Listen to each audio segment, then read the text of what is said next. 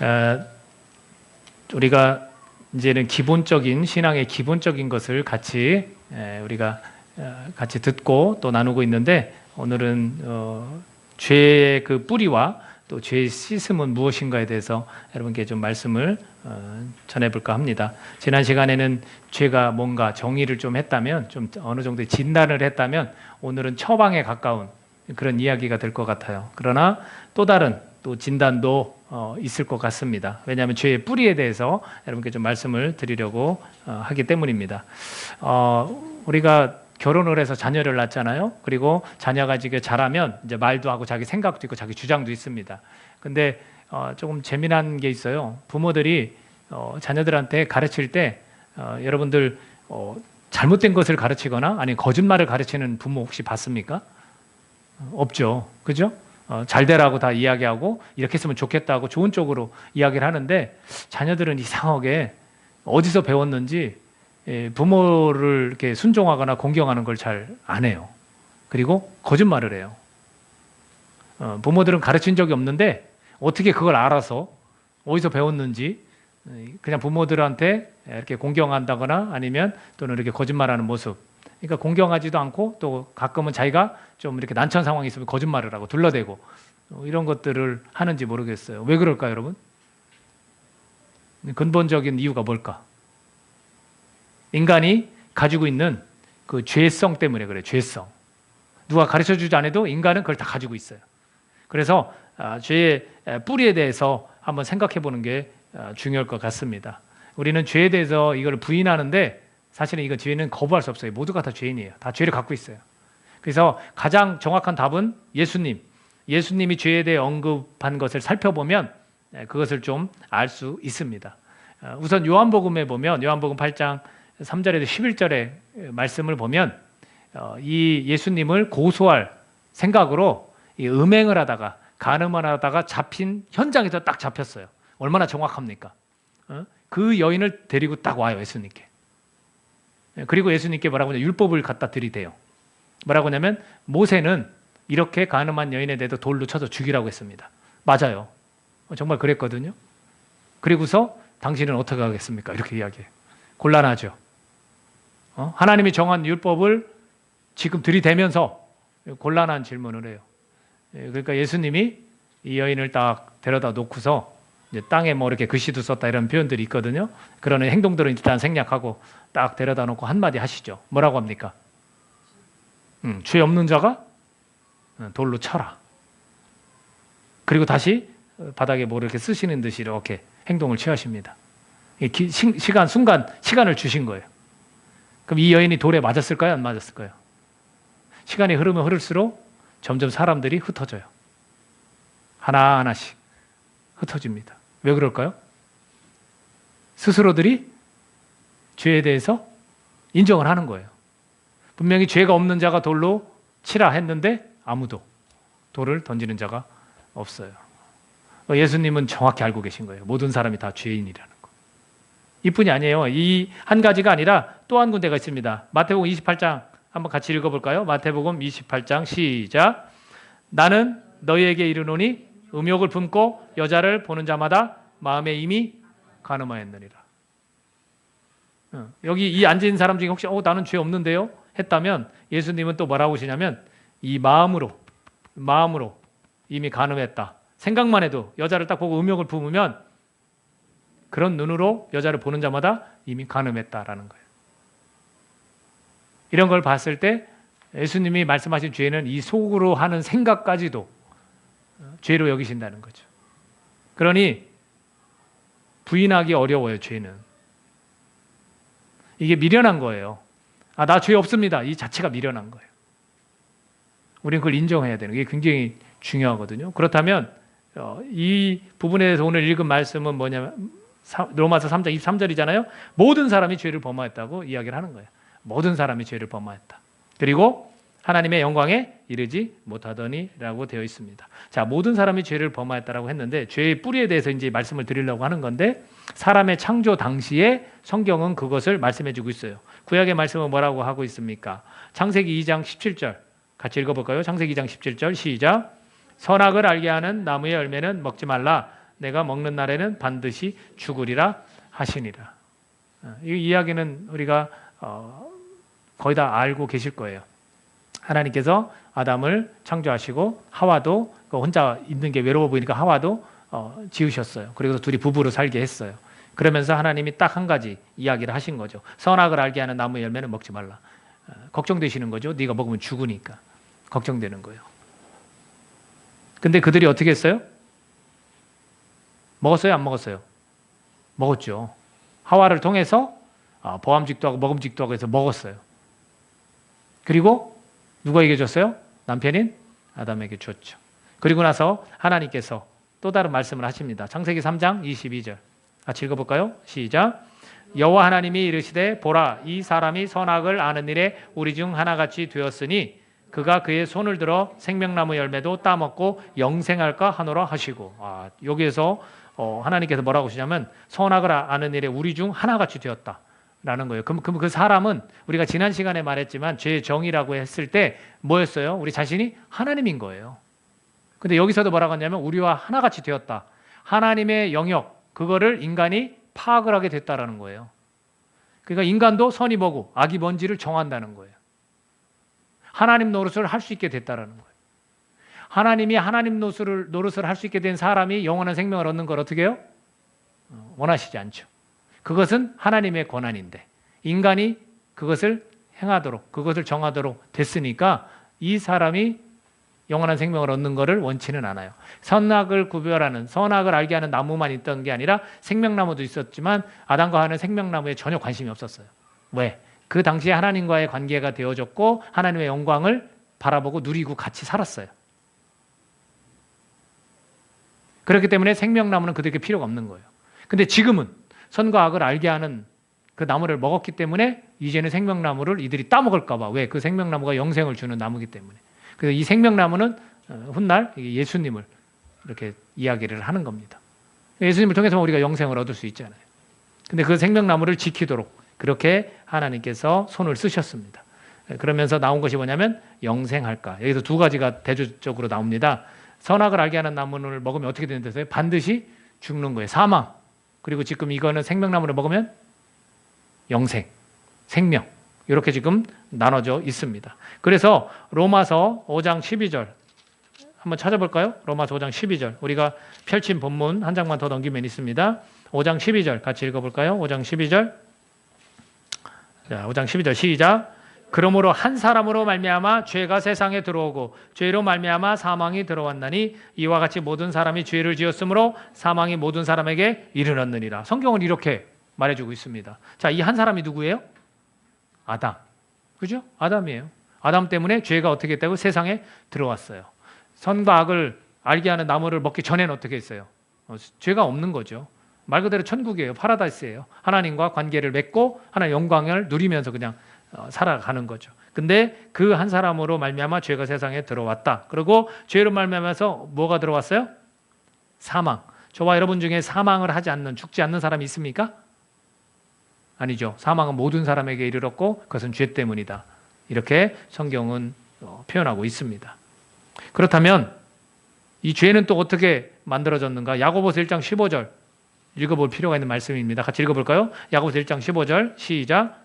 욕심이 잉태한 즉 죄를 낳고 죄가 장성한 즉 사망을 낳느니라. 역시 성경의 곳곳에서 이 죄는 사망으로 이어집니다. 근데 이 죄가 어떻게 생겼어요? 욕심. 그러면 그 당시 선과 악을 알게 하는 나무에 누가 욕심을 부린 거예요? 네? 하와가 먹음직도 하고 보암직도 하고. 그 욕심인 거예요. 욕심이 죄를 낳는 거예요. 그 죄를 저지르게 된 거예요. 이거는 흔하게 우리 삶에서도 나타나는 거 아닙니까? 여러분 욕심으로 살면 어떻게 돼요? 욕심으로 살면 죄가 돼요. 더 갖고 싶고 소유하고 싶고 그러다 보면 하나님이 사랑하는 인간도 짓밟게 되고 내 욕심 때문에 다 그런 거 아닙니까? 세상에서는 그게 가할지 몰라도 이거 하나님 나라 법에는 허용되지 않는 거예요. 그렇죠? 누가 더 소중합니까? 하나님이 사랑하는 사람이 더 소중한 것이지. 근데 이건 뭐 흔하게 우리가 우리 삶을 돌아봐도 알 수 있는 겁니다. 그래서 하와의 욕심 때문에 죄가 됐고 죄 때문에 다시 이 세상 가운데 사망이 들어왔다. 이렇게 성경은 표현하고 있습니다. 그렇다면 모든 이에게 있는 이 죄, 이게 죄의 뿌리거든요. 그러니까 아이들한테 가르치지 않아도 자연스럽게 거짓말하고 나쁜 짓을 자연스럽게 할 수 있는 거예요. 죄가 우리 삶 가운데 이렇게 깊이 들어와 있는 거고 우리 존재 가운데서도 죄가 영향을 주고 있는 거죠. 그렇다면 이 모든 이에게 있는 이 죄, 이 죄의 씻음은 무엇일까? 죄의 씻음. 죄를 어떻게 씻을 수 있어요? 여러분, 죄를 어떻게 씻을 수 있어? 마치 이렇게 유전적으로 아담 때문에 이 죄가 막 우리에게 들어왔는데, 인간에게 들어왔는데 이걸 어떻게 씻을 수 있냐는 거예요. 로마서 한번 찾아볼까요? 로마서 이 죄 씻음이 무엇인지에 대해서 이제 설명을 좀 하려고 하는데 로마서 6장 18절 같이 있습니다. 로마서 6장 바로 아까 읽었던 그 옆 장이죠. 자, 로마서 6장 18절 시작. 죄로부터 해방되어 의에게 종이 되었느니라. 죄로부터 해방되었대요. 이 죄 씻음이라는 거 죄가 없이 깨끗하게 됐다는 건데 이건 해방이라는 거예요. 해방됐다는 거예요. 죄로부터 해방되어 의에게 종이 되었다. 한 곳 더 찾아볼게요. 22절 6장 22절 찾아서 읽겠습니다. 자, 시작. 그러나 이제는 너희가 죄로부터 해방되고 하나님께 종이 되어 거룩함에 이르는 열매를 맺었으니 그 마지막은 영생이라. 죄로부터 해방됐다는 얘기를 자꾸 표현하면서 그 결과는 뭐예요? 영생이라는 거예요. 영생. 그리고 그 과정 가운데 이제는 하나님의 종이 되어 거룩함에 이르는 열매를 맺었다. 이렇게 표현을 하고 있습니다. 자, 이 죄와 영생은 굉장히 밀접한 관계예요. 계속 그걸 자꾸 설명해요. 그리고 죄에서부터 너희는 해방됐다 라고 말을 하는 겁니다. 여러분, 우리가 죄부터 해방됐다는 얘기는 뭘까요? 죄가 우리 안에 내재되어 있어요. 그죠? 그 뿌리, 죄의 뿌리는 오래전부터 아담부터 우리 인간에게 계속해서 이 세상까지 들어온 거거든요. 그러면 이제 그것이 나를 조종하는 거예요. 그래서 죄의 종노릇 이런 표현을 써요. 종노릇. 왜냐하면 죄에 순종하기 때문에 그렇게 표현하는 거예요. 무엇에 순종하느냐가 중요한 건데 그러면 예수님을 믿는 사람들은 무엇에 순종한 겁니까? 하나님께 순종한 거죠. 예수님께 순종한 거예요. 그렇지 않으면 죄의 종노릇은 누구에 순종한 거예요? 마귀라고 표현하고 죄의 영향 아래에 계속 그 죄가 휘둘르는 대로 휘둘림 받는 그런. 근데 이제 너네는 그것이 아니라 예수님을 믿는 너네는 죄의 종이 아니라 이제는 의의 종이다. 이렇게 표현을 하고 있는 거예요. 여러분, 죄로부터 해방된다면 어떤 일이 생길 것 같아요? 죄로부터 해방됐어. 죄가 날 함부로 하지 못해. 얼마나 자유스러울까? 그죠? 인간은 나쁜 일에 대해서 손쉽게 할 수 있는 죄가 조정하면 그것에 이끌려가는 그런 존재거든요. 근데 거기에서 해방됐어. 이것을 성경에서 계속 이야기하고 있어요. 그리고 이제는 죄의 종노릇이 아닌 의의 종이다. 이렇게 지금도 읽은 구절에서는 하나님의 종이다. 이렇게 표현하고 있습니다. 하나님과 연결된 것은 깨끗함이에요. 거룩함이에요. 거룩한 열매를 맺는. 그래서 결국엔 영생에 이른다. 이런 표현을 쓰고 있습니다. 또 다른 구절 한번 볼까요? 6장 23절 읽어보겠습니다. 6장 23절 로마서 시작. 죄의 삭은 사망이요 하나님의 은사는 그리스도 예수 우리 주 안에 있는 영생이니라. 자, 죄의 삭은 뭐라고요? 계속 이 이야기를 해요. 죄가 있으면 어떻게 되는 거예요? 결국은 죽는 거예요. 성경은 이걸 계속 얘기해요. 죄가 있으면 죽고. 죄는 어떻게 생겼어? 아담부터 세상에 들어왔고 우리 욕심 때문에 더 그 죄가 되는 거야. 근데 그 죄 때문에 결국 우리 다 사망하게 돼 있어. 근데 하나님의 선물은 뭐예요? 은사는 선물이거든요. 하나님의 선물은 뭐예요? 생명이에요. 생명, 영생, 영원한 생명을 주시고자 하는. 그게 마치 아담을 만드시고 아담과 계속 만남을 갖고 하나님의 영광에 함께 누리는. 자, 로마서 3장 23절에서 뭐라고 했어요? 모든 사람이 다 어떻게 했어요? 죄를 범하였음에 하나님의 영광에 이르지 못하더니. 그럼 하나님의 영광은 뭘까요? 지금 설명드린 데도 하나님과의 만남이에요. 그리고 하나님의 영광을 함께 누리는 거예요. 이것이 처음엔 있었어요. 에덴 동산에서는 있었어요. 그렇죠? 근데 지금은 있어요, 없어요? 없어요. 지금은 없어요. 그러면 이거는 미래적인 거예요, 이제는. 하나님 나라에서 하나님을 만나고 하나님 영광을 누리는 거예요. 근데 죄 때문에 어떻게 해요?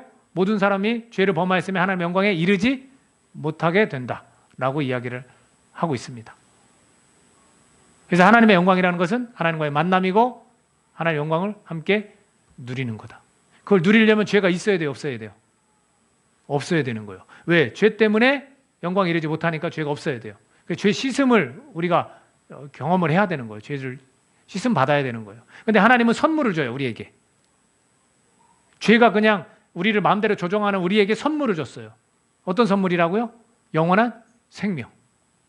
이해되세요, 이제? 이게 하나님의 선물이에요. 우리가 영원한 생명을 얻는 거. 하나님은 우리를 만나기를 원하시는 것이고 하나님 영광에 우리가 같이 누리는 걸 원하시는 거예요. 그러니까 해방은 영생을 얻게 됨을 의미하는 거예요. 죄로부터의 해방, 그러면 이제 바로 영원한 생명. 이렇게 되는 겁니다.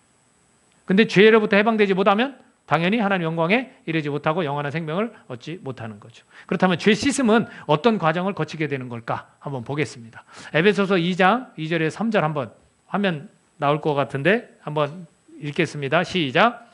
그때 너희는 그 가운데서 행하여 이 세상 풍조를 따르고 공중의 권세 잡은 자를 따랐으니 곧 지금 불순종의 아들들 가운데서 역사하는 영이라.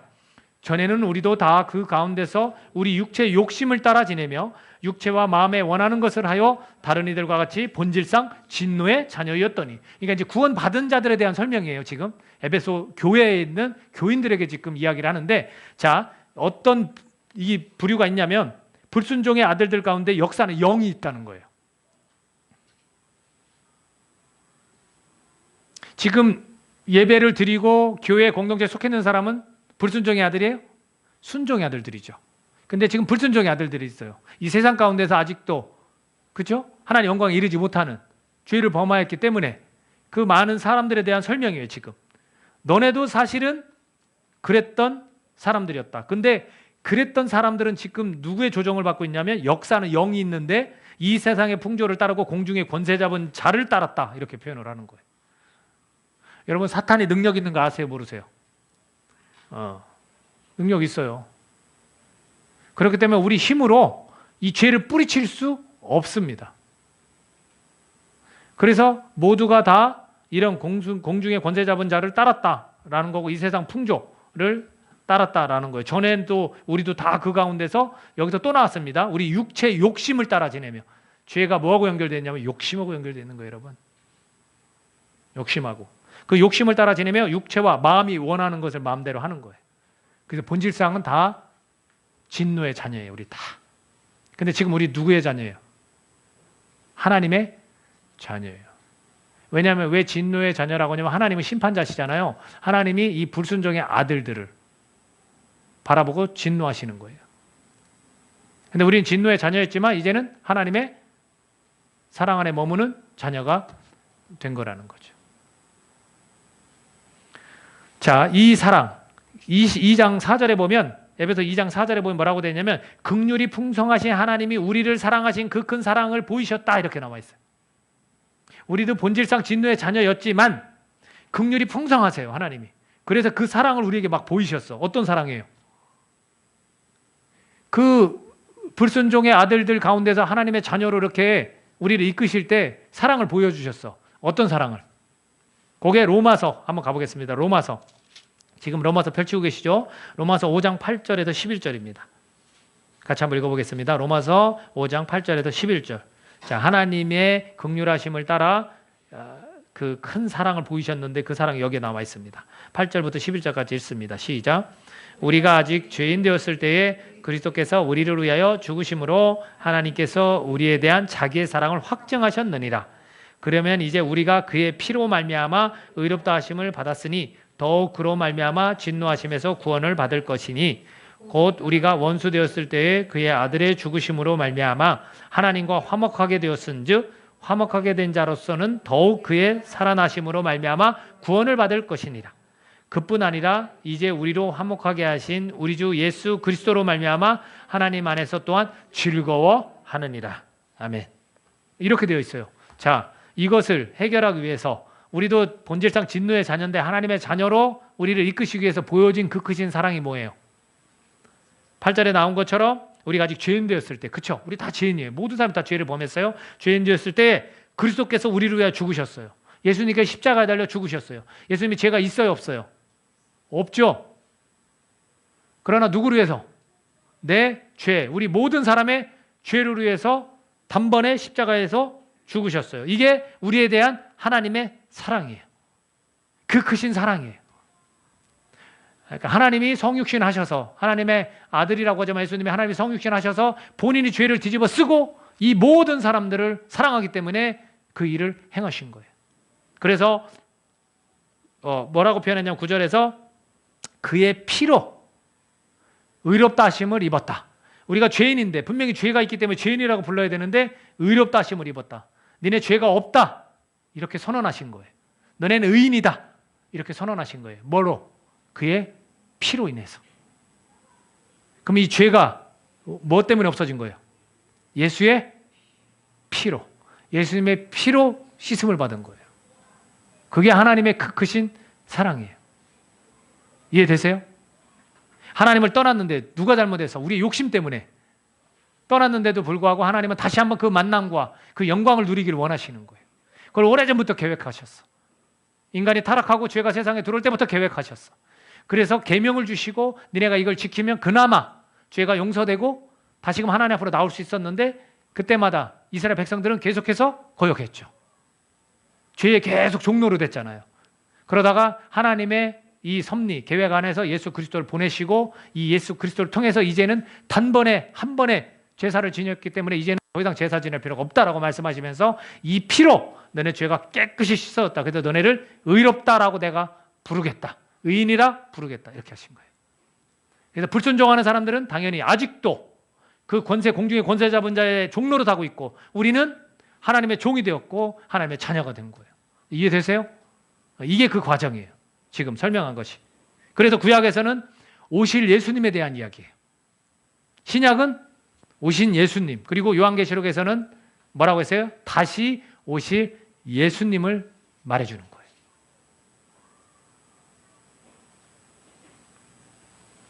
우리 예수님의 죄로, 예수님의 피로 우리 죄를 씻으셨다. 의롭다 하심을 받았다. 그래서 죄가 없기 때문에 어디로 갈 수 있냐면 영생, 영원한 생명을 얻게 된다라는 겁니다. 그래서 다시 오실 예수님이라고 말씀 성경에서 아직 하고 계시기 때문에 재림에 대해서 예수님께 직접 말씀하신 적이 있습니다. 이것 또한 우리가 알아야 돼요. 자, 마태복음 25장 31절에서 33절 같이 읽어볼까요? 마태복음 25장 31절에서 33절입니다. 자, 시작. 인자가 자기 영광으로 모든 천사와 함께 올 때에 자기 영광의 보좌에 앉으리니 모든 민족을 그 앞에 모으고 각각 구분하기를 목자가 양과 염소를 구분하는 것 같이 하여 양은 그 오른편에 염소는 왼편에 두리라. 이렇게 말씀하세요. 뭔가 이렇게 예수님 분명히 다시 오신다고 했고 심판자예요. 오셔가지고 구분을 해요. 자, 양은 어디? 오른편. 염소는 왼편. 이렇게 해놓고 그 뒤에 이제 어떤 말씀을 계속 해나가요. 뭐라고 하냐면 예수님이 오른편에 있는 양들을 보고 의인들아 이렇게 불러요. 자, 우리 죄 씻음 받는 과정이 예수님의 피로 우리가 죄 씻음 받았기 때문에 우리를 뭐라고 부른다고요? 죄인이 아닌 의인. 그러니까 옆에 있는 양들에게 의인들아 이렇게 불러요. 그리고 예수님께 설명을 해주셔요. 너네들에게는 영광이 있을 것이다. 그리고 너네들이 나에게 해준 게 있다. 내가 헐벗었을 때 나를 입히고 내가 굶주릴 때 먹이고 감옥에 갔을 때 너네 날 찾아왔다. 그러니까 의인들이 의아해 하는 거예요. 예수님께 내가 그런 적이 언제 있습니까? 그러니까 이 작은 자 하나에게 니네가 했던 것이 곧 나에게 한 것이다. 이렇게. 그리고 그들은 이제 영원한 생명에 들어간다. 이렇게 선언을 하세요. 왼쪽에 누가 있어요? 염소. 염소라고 표현해. 그러면서 뭐라고 표현하시냐면 또 왼편에 있는 자들에게 이르시되 저주를 받은 자들아 나를 떠나 마귀와 그 사자들을 위하여 예비된 영원한 불에 들어가라. 영원한 불은 원래 누구를 위해서 준비됐어요? 마귀 그리고 그의 쫄개들. 이게 우리 인간 하나님이 사랑하시는 사람한테는 준비된 게 아니에요. 근데 그 준비된 곳에 너네는 들어가라. 너네는 나에게 그렇게 하지 않았다라는 거예요. 그러니까 얘네들도 의아해요. 우리가 언제 예수님께 그렇게 안 했습니까? 그러니까 또 말씀을 하시는 거예요. 이 작은 자에게 하지 않은 것이 나에게 하지 않은 것이다. 그러면서 결론을 이렇게 말씀하세요. 46절에 가서는 마태복음 25장 46절에 가서는 그들은 영벌에 의인들은 영생에 들어가리라 하시니라. 이렇게 표현해요. 자, 물론 이 내용의 핵심은 이들이 구원받았지만 삶을 어떻게 살아가야 되느냐도 포함하고 있어요. 이게 더 많아요. 근데 제가 하고 싶은 얘기는 분명히 영생에 관한 이야기를 하고 계시고 영원한 벌이라는 게 있다라는 거예요. 그러면 아까 에베소에서 설명했듯이 니네들은 누구야? 영원한 생명에 들어갈 의인들이야. 이렇게 얘기해 주는 거예요. 근데 니네는 원래 누구였어? 본질상 진노의 자녀였어. 똑같았어. 근데 니네는 하나님이 준 선물, 그걸 받았단 말이야. 이걸 설명해 주는 거예요. 근데 아직도 그 공중의 어둠의 권세 잡은 자를 따르는 자들이 있어. 불순종의 아들들이야. 역사는 영이 조정하고 있어. 그들은 해방된 게 아닙니다. 죄를 아직 품고 사는 겁니다. 이걸 제가 설명해 주고 싶어서 그런 거예요. 예수님께서도 이렇게 직접 말씀하시니 우리가 영원한 생명에 대해서 다시 한번 확고히 이 마음에 그 믿음을 가져야 되는 거예요. 내가 분명히 죄인이라는 걸 인정하면서 동시에 내 죄 씻음이 어떻게 이루어지는지 거기에 대해서 믿는 자가 되어야 하는 거예요. 예수님의 피로 나는 죄인이지만 하나님의 영광에 이르지 못하지만 하나님 만날 수도 없고 하나님의 영광을 누릴 수도 없는 존재이기 때문에 내가 그 영광에 이렇게 좀 들어가는 그런 사람이 되기 위해서는 그 예수님을 내가 믿어야 되는구나. 내 죄가 그분의 피 흘림으로 내 죄가 씻어지는구나 하고 이걸 믿어야 되는 거예요. 죄의 뿌리를 없앨 수는 없어요, 여러분. 한 사람 때문에 이 세상에 죄가 들어왔고 사망에 이를 수밖에 없어요. 사망은 영원한 생명과는 달라요. 물론 여기에서 이제 파생되는 또 다른 중생, 거듭남 이런 거에 대해서는 이야기를 드릴 겁니다. 우리가 기초적인 것들을 지금 해나가고 있기 때문에 설명을 드리는 거지 거기에 파생되는 또 다른 많은 것들이 있어요. 그러나 이것이 성경에서 말하는 핵심적인 부분이에요. 죄에 대한 부분. 그리고 죄 씻음이 뭔지에 대한 부분은 성경에서 이렇게 설명을 해주고 있다라는 얘기입니다. 여러분 로마서 20장 한번 볼까요? 여러분 펼치고 계신 책 중에 지금 로마서 6장 20절 같이 읽겠습니다. 로마서 6장 20절.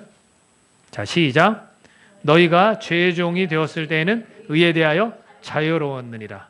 여러분 보십시오.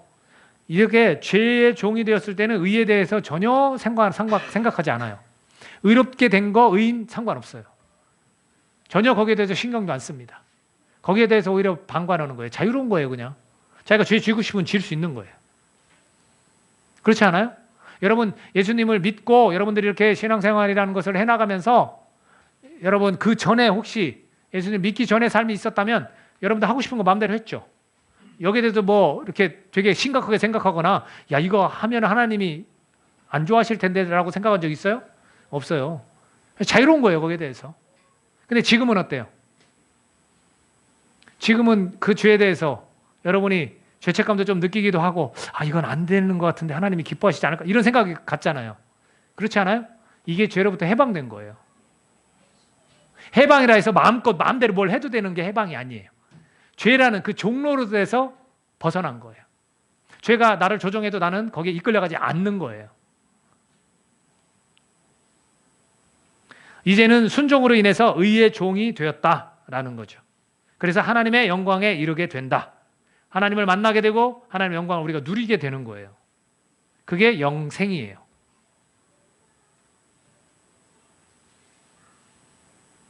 이해되세요? 이것을 위해서 하나님께서 예수 그리스도를 십자가에 달려 피를 흘리도록 하신 거예요. 제사. 그 제사를 통해서 우리 모두가 다 씻음받을 수 있다라는 거예요. 이걸 우리가 믿어야 돼요. 내가 죄가 있는 존재지만 내 죄의 뿌리가 이런 거구나라고 우리가 인식하면서 이것이 깨끗해질 수 있구나. 그러면 하나님 선물인 영생 내가 얻을 수 있구나.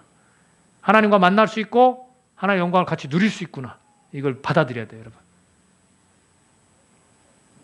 이것을 믿는 자는 순종의 아들들이 되는 것이고 이걸 믿지 않는 자면 불순종의 아들이 되는 거예요. 양과 염소의 비유처럼 우리가 잘못하면 그렇게 될 수 있다는 거예요. 우리가 죄의 영향권 아래 있다지만 물론 죄에 지금 아직도 공중에 권세 잡은 자들이 있습니다. 그 영향권 아래 있다지만 죄의 영향을 받지는 않아요. 이 말을 다른 말로 표현하면 죄가 건드리지 못하는 거예요, 여러분. 아직 그 죄 씻음에 대한 내가 의인이고다라는 확신이 없기 때문에 죄에 휘둘림 당하는 것이지 이 죄가 나를 건드리지 못합니다. 그리고 죄에 속하지 않아요. 종노릇하지 않습니다. 죄가 지시하는 대로 따르지 않아요. 그리고 또한 죄를 뿌리칠 수 있는 존재라는 사실입니다. 함께 계신 성령님이 거룩한 영이 이제는 내 안에 계시기 때문에 예수님을 만약에 믿는다면 그 피로 내 죄가 씻어졌다고 우리가 받아들인다면 이제 성령께서 내 안에 들어오셨거든요. 그 다음에 그 성령의 도움으로 죄를 뿌리칠 수 있어요. 유혹은 있습니까? 없습니까? 아직도 그 역사하는 영, 우리보다 힘이 센 그 영이 아직도 우리를 괴롭혀요. 그러면 그걸 뿌리칠 수 있어야 돼요, 우리가. 왜? 그보다 더 강하신 성령 하나님이 나와 함께 하시니까. 그런 존재라는 거예요. 그런 존재라는 거. 이제는 의인으로 살아가는 자가 된 것이 죄의 씻음인 거예요. 여러분, 죄가 씻음 받았다는 것은 우리가 의인이 됐다는 거예요. 여러분, 이제 의인으로 살아가셔야 되는 거예요. 믿으십니까? 그 죄가 씻음 받은 사람을 의인이라고 말씀해 주시는 거거든요. 그럼 다시 한번 설명해 드릴게요. 내가 의로워서 의인입니까? 아니에요. 예수님께서 의로운 일을 하신 거에 대해서 그걸 믿기 때문에 의인이라고 칭해 주시는 거예요. 자, 여기에서 이제 궁금증이 나중에 또 제가 하나씩 차근차근 풀어갈 겁니다. 자, 그렇다면 이 신앙생활 하면서도 짓는 죄는 뭡니까? 이거. 그렇죠? 회개라는 것도 이제 있고요. 여기서 또 파생되는 또 다른 영역들이 있습니다. 그러나 우선 근본적으로 죄와 그 씻음에 대해서는 여러분 이걸 반드시 받아들이셔야만 내가 영원한 생명을 얻을 수 있다라는 거. 이것만큼은 오늘 확실히 가지고 가셔야 돼요. 그리고 우리 청소년들 이거 믿어야 돼요. 아직 예수님 영접하지 않은 우리 청소년들이 있는데 이걸 믿어야 돼요. 그래야 영원한 생명 그걸 얻을 수 있어요. 이게 하나님의 선물이에요. 아주 성경의 가장 핵심적인 거예요. 여기서부터 출발하는 거예요. 이제는 죄의 종노릇 하지 말고 이제 의의 종노릇 하시길 바랍니다. 청소년들. 아멘. 그렇게 우리가 살아가야 되는 겁니다. 예수님이 내 죄를 위해 십자가에서 피 흘려 죽으셨다. 이것을 믿어야 우리가 의인이라고 그렇게 받아들일 수 있게 되는 겁니다. 어려워요? 청소년들 어려워요? 어디서 가르침 받았는데 부모한테 막 대들고 뭐 거짓말하고 이런 거 누가 가르쳤어? 역사하는 영이 가르쳐준 거야.